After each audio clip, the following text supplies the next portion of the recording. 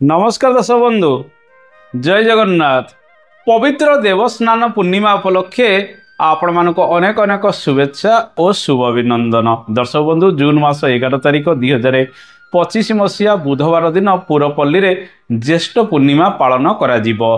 महाप्रभु एही दिन ठारू अणसर पिंडी को यात्रा करिवे एवं स्नान मंडप रे गजानन वेशरे भक्त मानंकु दर्शन मध्य देवे। महाप्रभुंकर दर्शन लाभ करी आपणकर पाप मध्य एही दिन अनेक क्षय हब। पुरी रे लक्षाधिक भक्तंकर समागम मध्य रहिबो।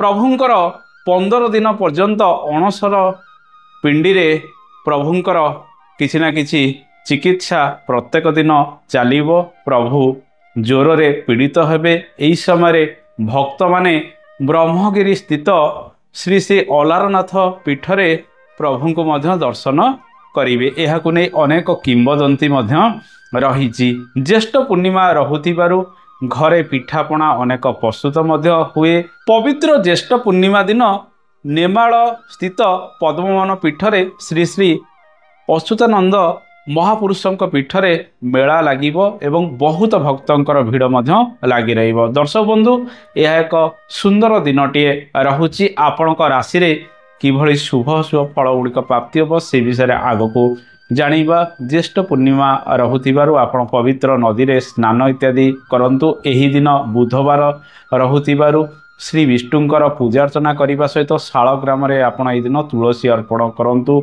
श्री गणेशंकर उपासना मध्य करिबा आवश्यक। किन्नर मानंकु किछि साहाय्य सहयोग करंतु।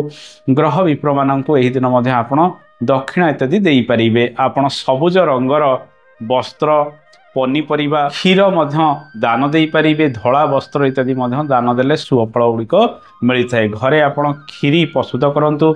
माँ लक्ष्मी को उद्देश्य रे पूजा अर्चना करंतु। बेल गछ को मध्य पूजा करंतु।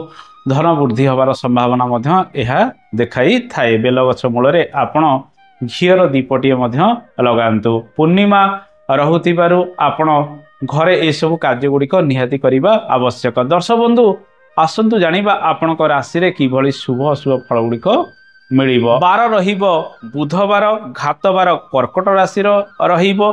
बिछा चंद्र रात्र 8टा बाजी 11 मिनिट पर्यंत भोग हबो। तत्परे धनु चंद्र भोग हब। राहु काल 11टा बाजी 46 मिनिट ठारू दिन 1 बाजी 26 मिनिट पर्यंत भोग हब। यह एक अशुभ समय रहुतिबारु ए समय कौनसी शुभ कार्य गुड़िक आपण करंतु नाही। अमृत बेला जो देखिबा दिन 7टा बाजी 47 मिनिट ठारू दिन 9टा बाजी 34 मिनिट पर्यंत अमृत बेला रहिबो। तत्परे दिबा 2टा बाजी 52 मिनिट ठारू संध्या 5टा बाजी 31 मिनिट पर्यंत अमृत बेला रहिबो। राति 7टा बाजी 50 मिनिट ठारू राति 9टा बाजी 16 मिनिट पर्यंत अमृत बेला रहिबो। एही दिन केउ केउ राशि रे सर्वाधिक शुभ फल मिलिबो आसंतु से विषय आलोचना करिबा। एही दिन आमे जदि देखिबा वृष राशि, मिथुन राशि, सिंह राशि, कन्या राशि, बिच्छा राशि, धनु राशि, मकर राशि और कुंभ राशि रे शुभ फल वृद्धि पाइबो। अन्यान्य राशि गुड़िकरे सामान्य समस्या किछि लागी रहिबार संभावना रहिबो। तेणु दर्शक बंधु ज्येष्ठ पूर्णिमा उपलक्षे आपण महाप्रभुंकर दर्शन करंतु। अनेक पुण्य फल पांतु। एहा सहित दान पुण्यर दिनटीए रहुतिबारु आपण से सब दान धर्म करने सहित घरे क्षीरी प्रस्तुत करी माँ लक्ष्मींकर पूजा अर्चना करंतु। अनेक शुभ फल आपणक जीवन में मिलिबो। आशा करे कार्यक्रमटी आपको भल लगी। कार्यक्रम संपर्क में मतामत देवे। रहुची आगामी अध्याय आपन सहित देखा हबो। जय जगन्नाथ। नमस्कार।